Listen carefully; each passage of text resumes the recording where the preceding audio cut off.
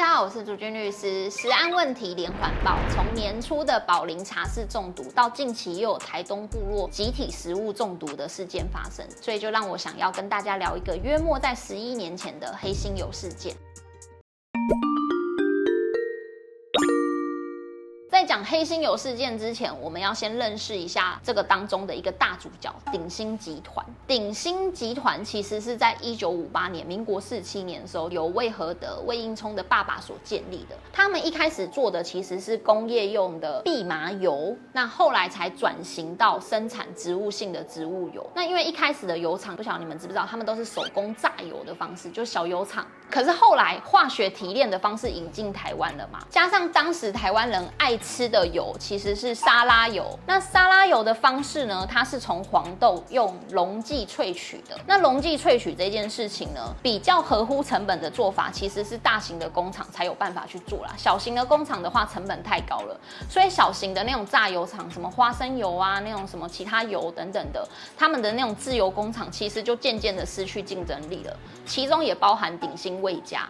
但鼎新没有认输哦，他们就开始进攻大陆市场，发展食品行业。有一项产品红了，康师傅方便面，就是泡面。其实康师傅是从中国开始红的，对，他是从中国红回台湾，他不是一开始就在台湾。对，台湾现在我不知道我吃不到，真的假的？可能也被抵制了，对。但康师傅让鼎新呢，在中国，他原本从300人的员工，在半年内变成3000人。他原本营业额1年2700万，3年后变24亿，20年后变2360亿。超级赚钱。那鼎新在中国取得巨大成功之后，他们就杀回台湾了。他们杀回台湾第一件事就是买下味全食品的经营权，所以一开始味全其实不是鼎新家的，他们是透过收购股票把味全收购到旗下的。那2009年，他们甚至入主了101的经营团队。据报道，他们当时还是大股东，所以这一系列的扩张，包括说鼎新也开始玩不动产等等的。那一段期间呢，鼎新就成为台湾前3名的富豪。可是鼎新从一间小小的油厂走到101的大股东，他花了51年，但之后他花不到5年，他就被全民抵制了。发生了什么事呢？2013年10月的时候，有一间公司叫大同长基食品公司，我们先称呼它为大同公司。它被检举了一件事，就是你的橄榄油纯度不够。所以彰化地检署就到大同公司的自油厂去做搜索。搜索的过程中，他们发现了很多不明的绿色添加物，一桶一桶的。那经过检验之后，他们就发现，确实橄榄油当中它还有什么棉籽油跟葵花油。那最严重的事情是，他们发现了大同添加了同叶绿素。那一开始负责人怎么说呢？负责人说，那个油品是不小心混合到的啦。而且他主张说那个叶绿素是一个高档的健康食品，1公斤要好几千块，我加给你们吃，你们还不知道感恩。他的抗辩是这样，但地检署跟台湾人民没有理他啦，就有继续调查，结果就发现说，他们不只是橄榄油的纯度不够，他们旗下的花生油里面没有半点花生成分，辣椒油里面也没有辣椒，全部都是色素跟化学香精，满满的科技与狠活。对，而且我们刚刚不是有提到，它有混合一个东西叫棉籽油。其实棉籽油它已经不是造假那么简单哦，因为棉籽油是需要精炼的。假设你精炼不好的话，它里面其实是会含有毒性的，那个毒性是会导致女生的卵巢会早衰，男生会不孕。可是当时台湾主管机关其实没有能力去检验说棉籽油里面有没有毒素，所以等于说非常危险。这个东西放进去有毒没毒，其实大家不知道，你可能吃个好几10年，你不孕，你才发现说你吃的东西有问题。所以后来大同的负责人有遭到起诉啦。那起诉书里面是写说，他们家的橄榄油、葡萄籽油、橄榄调和油、花生调和油、胡麻油、苦茶油跟辣椒油，几乎就所有的油了嘛，都有为了降低成本，然后不同程度的掺入色素、香精、其他油品，还有同叶绿素的问题，就认为它有诈欺的可能性。那你们觉得这跟诈欺有关吗？它不止欺骗感情而已。法院它其实是有讲说，消费者他在购买油品的时候，他不太可能就这样看，他就可以看出这个里面有什么油嘛。他就算拿回去喝，他也喝不出来那个花生油到底有没有花生。所以它其实非常依赖你的成分表。那你在成分表上面造假，因为他们都写说我们是什么100%的橄榄油等等的。如果你在这边误导消费者的话，你就会有诈欺的问题。可是当时的大统是没有依照食品卫生安全管理法去惩罚的，因为那个时候刚好修法，大统的行为是在修法前。修法前你必须要证明到这个油喝下去之后对人体真的有产生危害，你才能惩罚。所以当时大统他其实只有被以诈欺论罪，可是他判的也不轻啊，他一审判了16年。2审上诉之后是14年。那大统跟鼎新到底有什么关联呢？就大统出事之后呢，就有人去采访鼎新嘛，因为大统他们算是上游，所以他们底下其实是有很多食品公司都用他们家的油。然后鼎新那个时候他们的负责人还讲了一句话，说做食品就是要有良心啊。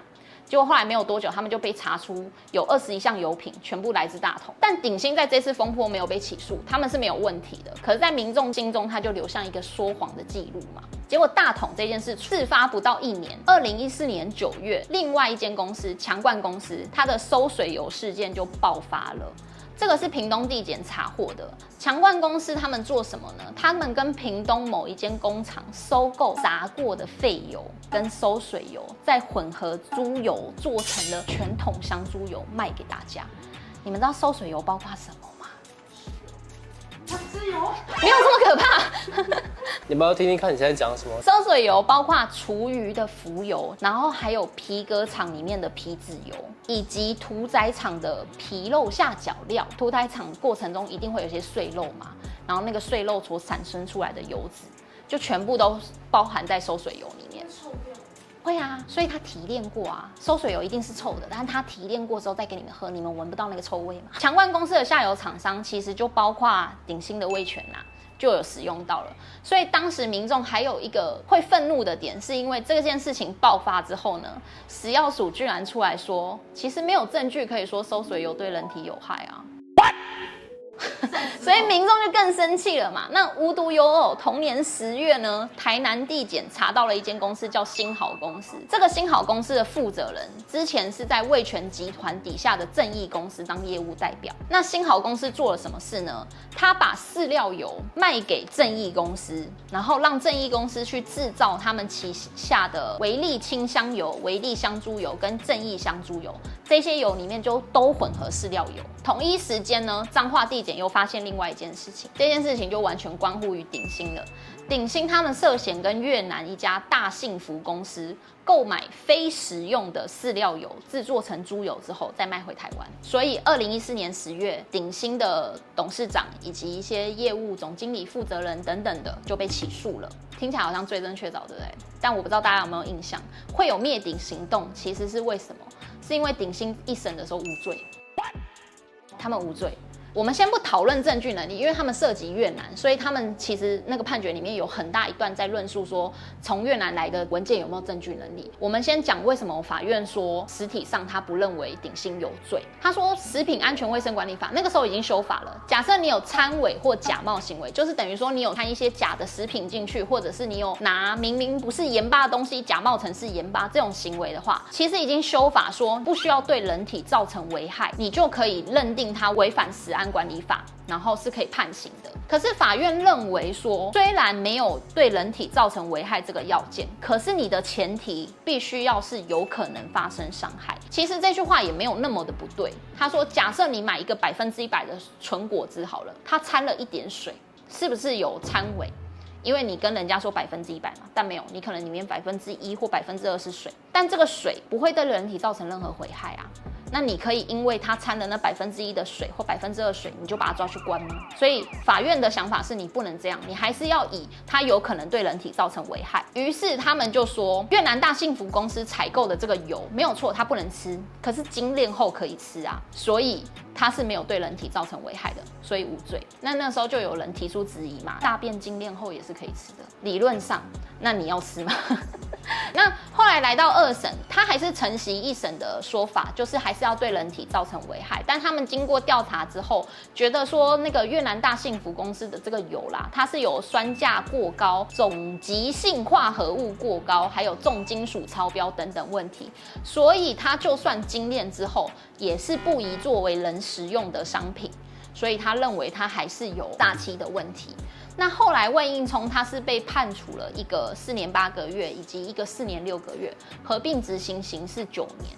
可是他其中4年6个月多，那个应该是诈欺，那个是可以易科罚金的，所以他最终执行是4年8个月。所以他好像前2年是已经假释出来了，所以烈子油这件事情也算是告一个段落了啦，就是在魏应充被判刑，然后再假释出来之后，但从烈子油到今年的宝林茶室，还有苏丹红等等啊，其实大家应该要知道，食品安全这件事情应该是一刻不可懈怠的，因为随时会出什么事，真的没有办法有人可以掌握。所以其实政府除了加强的查罄之外，它其实也是鼓励人民可以全民去做监督的，像它有设立了一个1919食安专线，它是跨部会整合的一个服务专线，所以不管民众是想要陈情检举，你看到哪一间小吃摊很脏啊，或者你想要咨询说这样子算不算食安有问题，你都是可以拨打这支电话的。所以希望食品的从业人员，不管你是工厂、餐厅，还是你是服务人员、负责人、主管，你都要深刻的认知到，魏家讲的话没有错，做食品这一行最重要的就是良心。我是朱军律师，我们下次再见。